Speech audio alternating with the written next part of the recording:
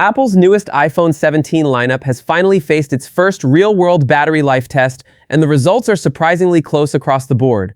Courtesy of the Tech Chap's in-depth shootout, we now have a clearer picture of how the iPhone 17, iPhone 17 Pro, iPhone 17 Pro Max, and the brand new iPhone Air stack up against each other when it comes to endurance.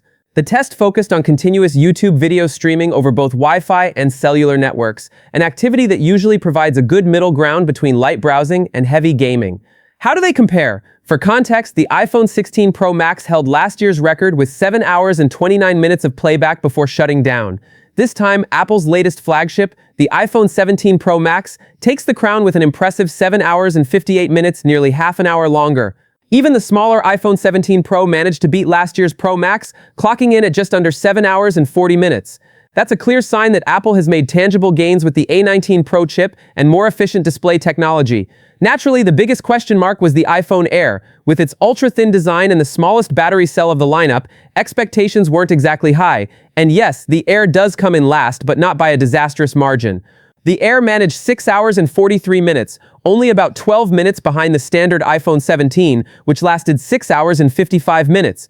In fact, the gap between the Air and the Pro models is roughly an hour and a half, or about 12%, a noticeable difference but far from the battery drain nightmare many had feared. What does this mean for daily use? Battery life numbers are always heavily dependent on how you use your phone. Screen brightness, 5G signal quality, background apps, and even temperature can drastically swing results. In everyday usage, 9 to 5 Max Chance Miller noted that the Air was usually tapping out by dinner time, a reality check for heavy users who need all-day reliability. The Pro models, by contrast, clearly have more breathing room and will likely remain the safer bet for road warriors and gamers. That said, it's worth keeping perspective. Watching hours of YouTube videos is one thing, but throw in multitasking, photography, or graphics-intensive gaming, and the Air's endurance may shrink more dramatically than these numbers suggest. The A19 Pro chip is efficient, but it can't fully offset the physics of a thinner, lighter battery. The bottom line, if you want the absolute best battery performer, the iPhone 17 Pro Max is the undisputed champ. The iPhone 17 Pro isn't far behind, showing clear improvements over last year's biggest phone. The regular iPhone 17 sits comfortably in the middle of the pack, while the iPhone Air proves surprisingly resilient despite its slimmer frame. Of course, this is just the first wave of tests.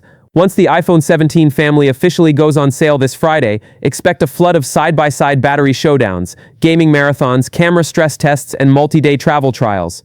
That's when we'll really see how the Air stacks up against its Pro siblings in the real world.